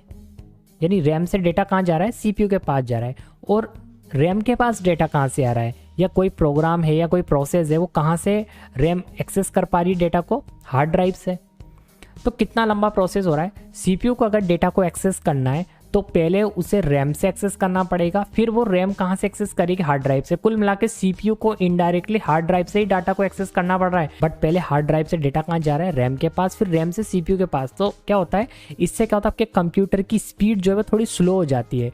तो कुछ ऐसे टास्क हैं जिसे CPU के द्वारा बार बार किया जा रहा है, यानी कोई प्रोग्राम्स हैं या कोई प्रोसेस है जिसे बार बार CPU को यूज़ में लेना पड़ता है, तो वो प्रोग्राम या प्रोसेस देखिए यहाँ पर कैश मेमोरी में चले जाते हैं। अब कैश मेमोरी में कौन से प्रोग्राम और प्रोसेस जाकर स्टोर हो जाएंगे, जो CPU बार बार यूज़ में लेता है। तो वो क्या करेगा, उन प्रोग्राम और प्रोसेस को रैम की जगह अपनी कैश मेमोरी में स्टोर कर लेगा, और वो डायरेक्ट कहाँ से एक्सेस कर लेगा, अपनी कैश मेमोरी से। कौन, CPU। तो उससे क्या होता है, टाइम बचता है। टाइम कैसे बचा, CPU को पहले रैम से एक्सेस करना पड़ेगा, और रैम कहाँ से एक्सेस करेगी, हार्ड ड्राइव से। तो ये जो लंबा प्रोसेस हो रहा है ना, ये नहीं होगा। तो कैश मेमोरी का यूज़ क्या हो गया, जो डेटा या प्रोग्राम फ्रिक्वेंटली बार बार CPU को यूज़ में लेना पड़ता है, वो डेटा या प्रोग्राम कहाँ जाके स्टोर हो जाता है, कैश मेमोरी में। और कैश मेमोरी CPU के अंदर ही होती है, तो वो फटाफट से एक्सेस कर लेता है। उससे क्या होता है, आपके कंप्यूटर की यानी आपके प्रोसेसर की स्पीड बढ़ जाती है, CPU की स्पीड बढ़ जाती है, और आपका कंप्यूटर फास्ट काम करने लगता है। तो इसलिए कैश मेमोरी जिस CPU की यानी जिस माइक्रो प्रोसेसर की कैश मेमोरी ज़्यादा होगी वो कॉस्टली आएगा। अगर आप ये जानना चाहते हैं कि CPU में किस तरह की कैश मेमोरी आती है, तो आपको क्या करना है, अमेजोन पे जाकर अलग अलग टाइप के प्रोसेसर को सर्च करना है, जनरेशन वाइज सर्च करिए। जैसे Core i7 10 core processor, Core i9, जितना आप लेटेस्ट प्रोसेसर, जितना महंगा प्रोसेसर सर्च करेंगे अमेजोन पर, तो आपको एक बात का पता लगेगा कि CPU के महंगे होने के साथ साथ उसकी कैश मेमोरी ज़्यादा आती है। यानी जितनी ज़्यादा कैश मेमोरी आपका CPU उतना फास्ट काम कर पाएगा। क्यों, क्योंकि जितनी ज़्यादा कैश मेमोरी होगी वो उतने ज़्यादा प्रोग्राम्स को, डेटा को कैश मेमोरी में स्टोर कर पाएगा और जल्दी जल्दी यूज़ कर पाएगा। उससे प्रोसेसर की स्पीड बढ़ जाएगी। तो जिस प्रोसेसर के साथ कैश मेमोरी ज़्यादा आती है वो प्रोसेसर कॉस्टली आते हैं। आप अमेजोन पे सर्च करेंगे तो आपको ज़्यादा कैश मेमोरी वाले प्रोसेसर मिल जाएंगे। तो ये मेमोरी कॉस्टली होती है। तो मैंने आपको रैम के अंदर स्टैटिक रैम के बारे में बताया था। तो स्टैटिक रैम का यूज़ कैश मेमोरी के रूप में होता है, ये बात मैंने आपको समझा दिया था। तो कैश मेमोरी क्या होती है, एक तरह की स्टैटिक रैम होती है, इसलिए ये कॉस्टली होती है। ओके, और इसे अपग्रेड नहीं किया जा सकता क्योंकि ये CPU के साथ होती है। तो फ्रेंड्स ये थी कैश मेमोरी, और जिसका काम क्या है वो आपको मैंने समझा दिया है। ओके, अब फ्रेंड्स इसके नेक्स्ट वीडियो में मैं आपको मेमोरी यूनिट के बारे में बताऊंगा कि मेमोरी की सबसे छोटी यूनिट कौन सी है और सबसे बड़ी यूनिट कौन सी है।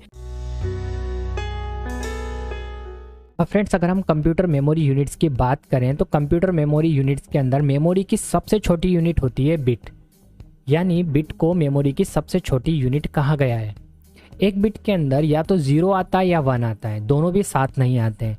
तो यहाँ पर एग्जाम में एक क्वेश्चन बन के आता है, वो है कि मेमोरी की सबसे छोटी यूनिट कौन सी होती है। तो आपको याद रखना है मेमोरी की सबसे छोटी यूनिट होती है बिट। इसके बाद जब 4 बिट्स आपस में मिलते हैं तो क्या बनाते हैं, 1 निब्बल।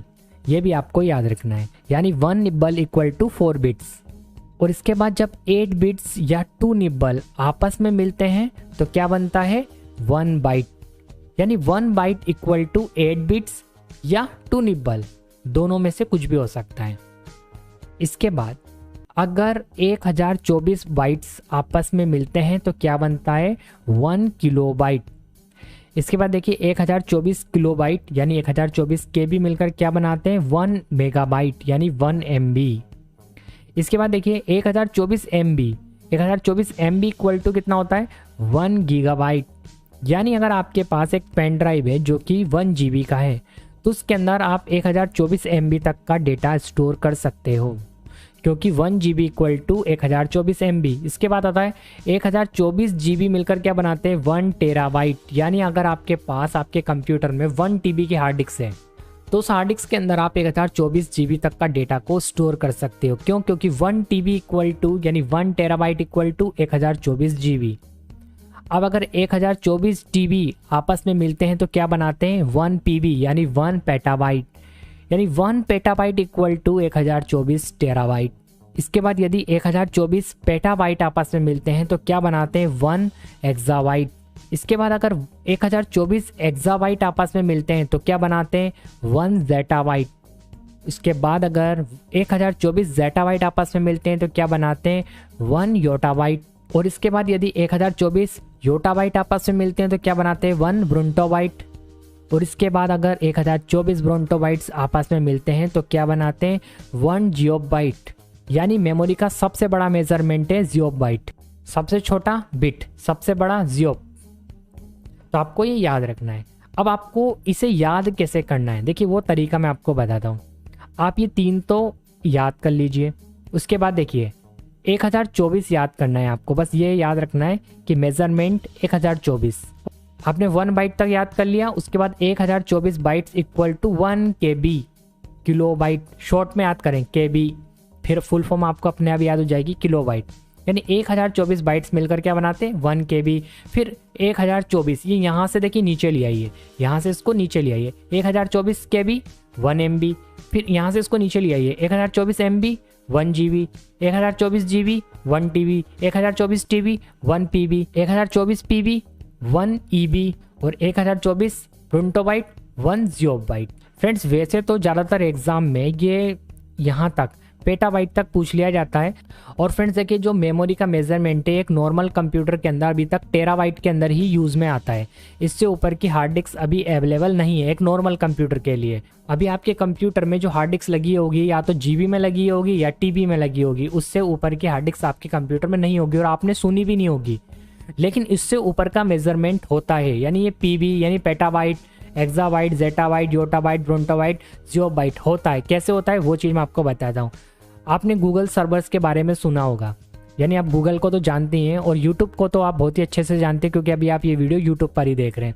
अब यूट्यूब के बारे में आपको एक खास बात मालूम है कि यूट्यूब पर रोज़ लाखों वीडियो अपलोड होते हैं, जिनकी कोई काउंटिंग नहीं है। इतने वीडियो यूट्यूब पर डेली अपलोड हो रहे हैं। तो ये जो वीडियो हैं इनकी साइज़ तो होती है ना। अभी देखिए ये वीडियो है, अगर इसकी साइज़ बताऊं मैं आपको तो ये करीबन 400-500 MB का एक वीडियो होगा। अब ऐसे वीडियो यूट्यूब पर एक दिन में जाने कितने अपलोड हुए होंगे। तो यूट्यूब पर इन वीडियो को स्टोर करके रखने के लिए कोई स्पेस तो होगी।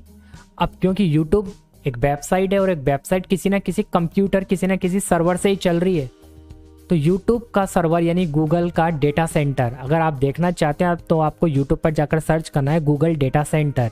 आप जब यूट्यूब पर जाकर सर्च करेंगे ना गूगल डेटा सेंटर तो आपको एक वीडियो मिलेगा, उस वीडियो को आप देखना। उस वीडियो में आपको यूट्यूब सर्वर दिखाया गया है। यूट्यूब सर्वर की साइज़ काफ़ी बड़ी है, कैलिफोर्निया के अंदर काफ़ी बड़े लार्ज एरिया में यूट्यूब सर्वर फैला हुआ है और उन सर्वर्स के अंदर बहुत सारी छोटी छोटी हार्ड डिस्क लगा रखी है उन्होंने। और जब आप बहुत सारी हार्ड डिस्क लगा देते हैं और जब बहुत सारी हार्ड डिस्क आपस में मिल जाती हैं तो एक बहुत बड़ी मेमोरी की मेजरमेंट बना लेती हैं, यानी बहुत बड़ी मेमोरी बन के निकल के आती है। अब वो हो सकता है कि योटाबाइट हो, ब्रोंटोबाइट हो, जियोबाइट हो, वो मुझे नहीं मालूम कि यूट्यूब की अभी तक की मेमोरी कितनी है। टोटल मेमोरी मैंने काउंट नहीं करी, बट मैं आपको एक बात बता रहा हूँ कि एक normal hard disk YouTube server में लगी हुई है, लेकिन एक हार्ड डिस्क से वहाँ पर काम नहीं चलने वाला था, इसलिए वहाँ पर बहुत सारी हार्ड डिस्क को लगाया गया है और एक बहुत बड़ा सर्वर बनाया गया है क्योंकि इतना सारा डेटा स्टोर करना था। और ये जो हम वीडियोस वगैरह यूट्यूब पर अपलोड करते हैं तो ये स्टोर तो करना पड़ेंगे ना कहीं ना कहीं। तो यूट्यूब ने क्या करा, एक बहुत बड़ा सर्वर बनाया हुआ है और सर्वर के अंदर उसने बहुत सारी हार्ड डिस्क लगा रखी है। जैसे मैं आपको एक एग्जांपल और देता हूँ। मान लीजिए मेरे पास एक कंप्यूटर है जिसके अंदर मैंने 1 TB की हार्ड डिस्क लगा रखी है। मेरे पास हार्ड डिस्क है इसके अंदर HDD और उसकी जो साइज़ है वो है 1 TB। अब मान लीजिए मेरा काम जो है वो 1 TB से नहीं चल रहा है, ये हार्ड डिस्क फुल हो चुकी है। अब मुझे 4 TB की हार्ड डिस्क लगानी है। तो मेरे पास ऑप्शन 2 हैं। अगर 4 TB की सिंगल हार्ड डिस्क अवेलेबल है, जो कि अवेलेबल है, तो मैं क्या करूँगा, 4 TB की एक और हार्ड डिस्क लगा लूँगा। तो ये वाली हार्ड डिस्क तो मेरे कंप्यूटर में ऑलरेडी पहले ही थी 1 TB की, फिर मैंने 4 TB और लगा ली। तो अब मेरे कंप्यूटर की जो टोटल स्पेस होगी वो कितनी होगी, वो होगी 5 TB। क्यों? क्योंकि 1 TB और 4 TB मिलकर क्या बना लेंगे, 5 TB। अब मैं क्या बोलूँगा कि मेरे कंप्यूटर में कितनी हार्ड डिस्क लगी हुई है, 5 TB की। मैं टोटल बोलूँगा काउंट करके। उसी तरह यूट्यूब सर्वर में भी बहुत सारी हार्ड डिस्क लगी हुई हैं, इसलिए वहाँ पर बहुत बड़े डेटा को स्टोर किया जा सकता है। ठीक है, वहाँ पर अपग्रेडेशन होता ही रहता है। तो फ्रेंड्स, ये थी कंप्यूटर की मेमोरी यूनिट। अब फ्रेंड्स, हम सबसे पहले बात करेंगे कंप्यूटर हार्डवेयर की। Hardware is the physical components of a computer that can be seen and touched. इसका मतलब होता है कि कंप्यूटर के वो सभी फिजिकल कंपोनेंट जिसे आप देख सकते हैं, जिसे आप छू सकते हैं, क्या कहलाते हैं, हार्डवेयर कहलाते हैं। अब आप किसे देख सकते हैं और किसे छू सकते हैं? आप सभी कंप्यूटर पार्ट्स को छू सकते हैं, जैसे keyboard, mouse, monitor, printer, speaker. आप इन्हें क्या कर सकते हैं, छू सकते हैं, और साथ ही आप इन्हें देख भी सकते हैं। तो जितने भी मैंने आपको इनपुट आउटपुट डिवाइसेस पढ़ाए थे वह सभी किसके अंदर आते हैं, हार्डवेयर के अंदर आते हैं। अब हम बात करते हैं सॉफ्टवेयर की। तो सॉफ्टवेयर की डेफिनेशन क्या होगी, software is a set of programs that we can only see, can't touch. मतलब कंप्यूटर के वो प्रोग्राम्स जिसे हम केवल देख सकते हैं, छू नहीं सकते, तो वो क्या कहलाएंगे, सॉफ्टवेयर्स कहलाएंगे। अब देखिए फ्रेंड्स, जो सॉफ्टवेयर होते हैं वो 2 टाइप्स के होते हैं। एक होता है सिस्टम सॉफ्टवेयर, एक होता है एप्लीकेशन सॉफ्टवेयर।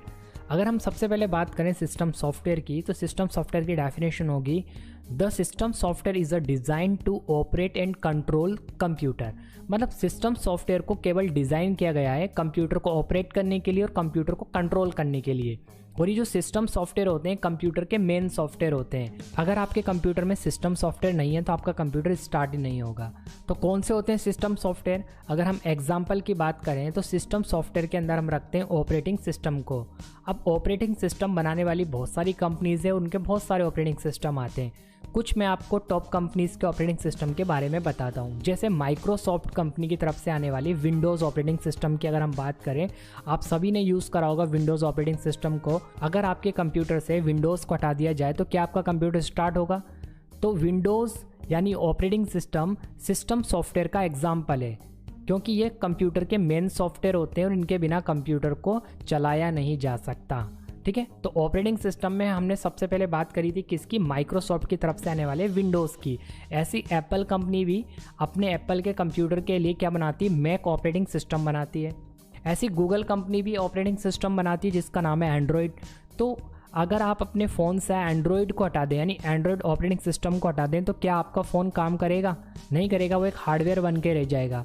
तो विदाउट सॉफ्टवेयर हार्डवेयर काम नहीं करता। ओके, तो एंड्रॉयड क्या है, ऑपरेटिंग सिस्टम है।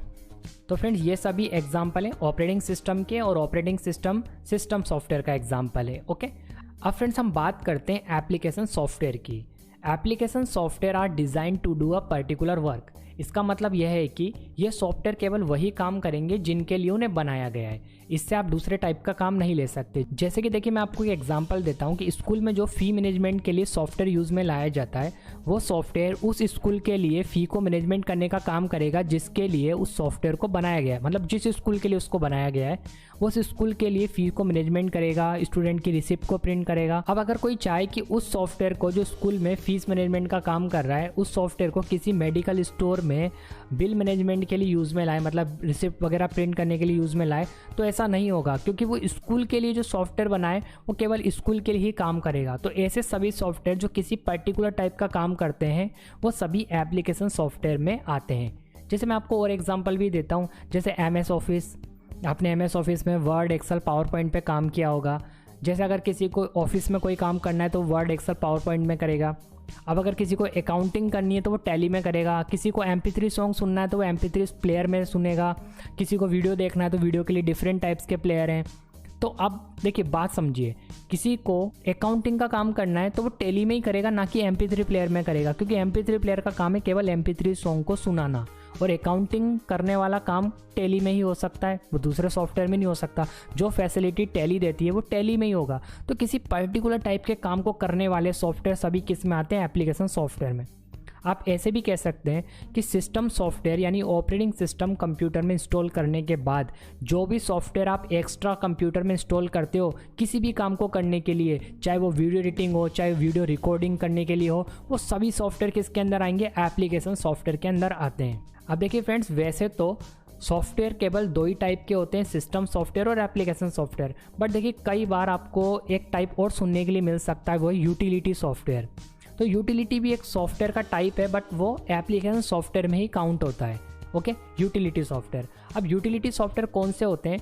ऐसे सॉफ्टवेयर जो सिस्टम सॉफ्टवेयर और एप्लीकेशन सॉफ्टवेयर के लिए प्रोटेक्शन का, मेंटेनेंस का काम करते हैं। ठीक है, रख रखाव का काम करने वाले जो सॉफ्टवेयर होते हैं वो यूटिलिटी सॉफ्टवेयर कहलाते हैं। जैसे एंटीवायरस।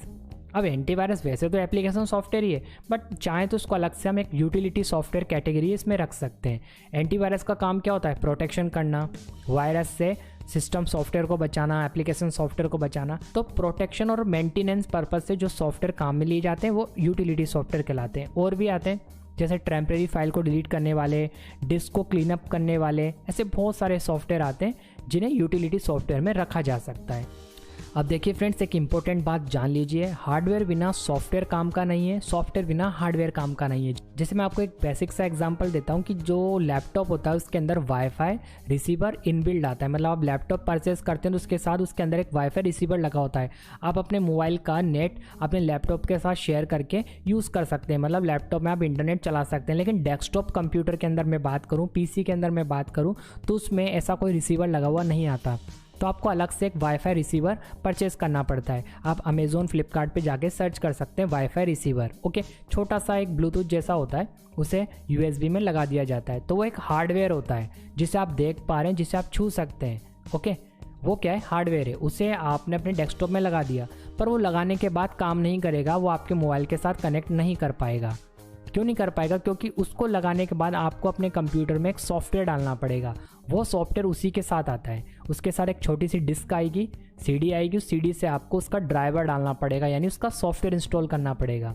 तो जो ड्राइवर्स होते हैं जिनकी हेल्प से कंप्यूटर में डिफरेंट काम होते हैं, जैसे साउंड ड्राइवर, VGA ड्राइवर, तो ये सभी क्या है? कंप्यूटर के सॉफ्टवेयर ही हैं। तो इसका मतलब ये हुआ कि हार्डवेयर बिना सॉफ्टवेयर किसी काम का नहीं है, और सॉफ्टवेयर बिना हार्डवेयर किसी काम का नहीं है। जैसे मान लो सॉफ्टवेयर तो आपने इंस्टॉल कर दिया वाईफाई रिसीवर का, बट वो हार्डवेयर डिवाइस काम नहीं कर रहा, तो फिर आप अपने मोबाइल से डेस्कटॉप को कनेक्ट नहीं कर पाएंगे। तो आपको बात समझ में आ गई? ऐसे काफ़ी सारे डिवाइस आते हैं जिनके साथ उनका सॉफ्टवेयर आता है। अगर सॉफ्टवेयर इंस्टॉल नहीं करेंगे तो हार्डवेयर काम नहीं करेगा। ओके, और अगर हार्डवेयर ख़राब हो गया तो सॉफ्टवेयर को आप काम में नहीं ले पाएंगे। आई होप फ्रेंड आपको वीडियो पसंद आया हो। यदि आपको वीडियो पसंद आया तो वीडियो को लाइक एंड शेयर कर दीजिए, और यदि आपने अभी तक चैनल को सब्सक्राइब नहीं करा तो चैनल को भी सब्सक्राइब कर लीजिए। Thanks for watching.